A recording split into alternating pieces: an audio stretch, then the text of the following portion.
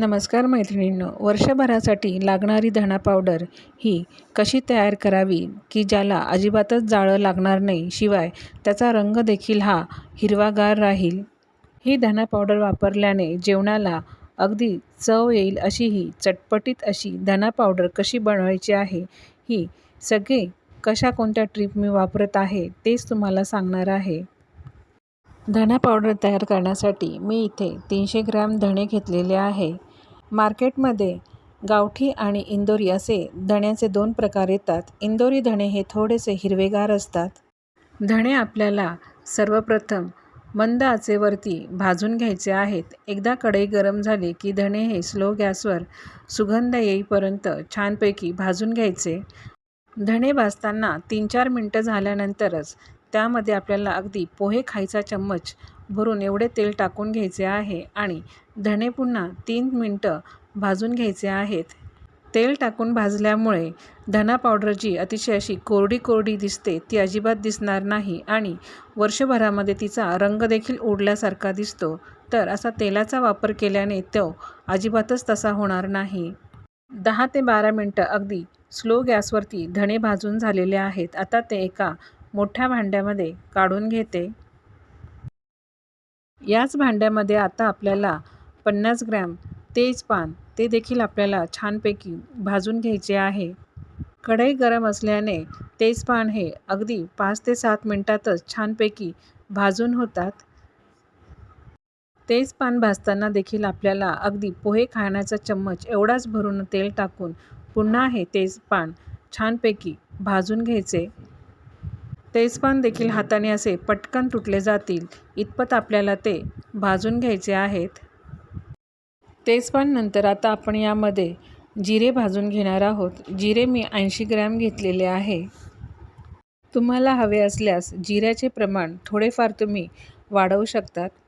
जिऱ्यानंतर यामध्ये 20 ग्रॅम बडीशोप घेतलेली आहे. ती देखील आपण जिऱ्याबरोबरच भाजून घेणार आहोत. यामध्ये बडीशोप ही जास्त टाकू नका, नाहीतर धणा पावडरमध्ये बडीशोपची चव ही जास्त लागेल. आता धणा पावडर हा सुगंधित आणि चविष्ट होण्यासाठी एक सिक्रेट म्हणजे यामध्ये आपण वाळलेला पुदिना टाकत आहोत. पुदिना आणून मी स्वच्छ धुवून घेतला आणि तो रात्रभर असाच पसरवून ठेवला. त्यानंतर दुसऱ्या दिवशी तो उन्हात वाळत टाकला आणि मस्त असा तो हिरवागार तयार झाला. दुसरं सिक्रेट यामध्ये आपण टाकत आहोत तो म्हणजे वाळलेला कढीपत्ता. वाळलेला कढीपत्ता आणि पुदिना हे दोन्हीही 1 कप भरून आहे. या दोघांचंही प्रमाण तुम्ही अजून थोडे थोडे वाढवले तर चालेल. पहा, भाजता भाजता देखील फारच सुंदर असा वास येतो आहे. पुदिना आणि कढीपत्ता भाजताना तेलाचा वापर हा करायचा नाही, तो तसाच भाजून घ्यायचा. अगदी 3 ते 4 मिनटातच हे छान भाजून होते. असा हा पुदिना आणि कढीपत्ता तुम्ही धणा पावडर तयार करताना वापरा. अगदी खूपच छान असा फ्लेवर धणा पावडरला येतो.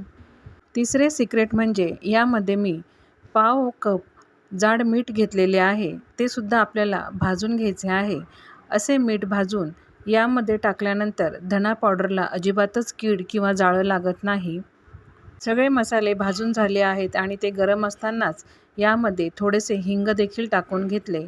आता सगळा मसाला आपण छानपैकी हलवून घेऊयात, म्हणजे वर गार झालेला मसाला खाली आणि खाली गरम असलेला मसाला हा वरती येईल.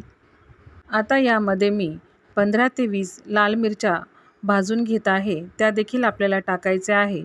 भाजताना ह्या अगदी किंचित असे तेल टाकून आपल्याला ह्या छान भाजून घ्यायच्या आहेत. मिरच्या ह्या छान कुरकुरीत होईपर्यंत आपल्याला भाजून घ्यायच्या.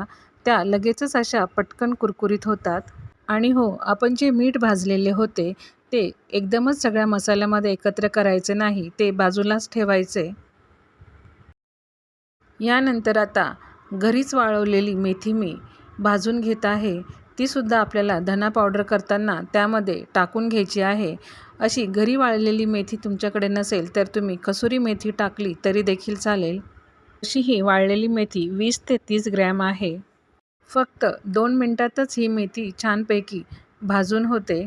सगळे मसाले आपले भाजून झालेले आहेत आणि ते गार देखील झालेले आहेत. आता मिक्सरमध्ये आपण थोडे थोडे करून हे सगळे मसाले बारीक करून घेऊयात.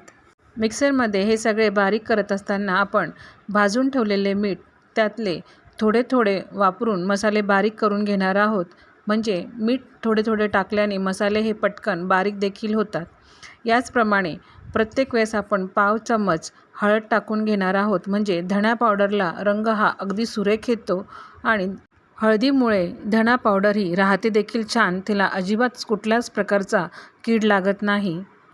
चाळून झालेल्या जाड धणा पावडरमध्ये परत हळद टाकायची नाही, कारण आपण आधीच हळद टाकून ती दळलेली असते. पहा, अशा प्रकारे दळून झालेली धणा पावडर आपण आता चाळून घेणार आहोत.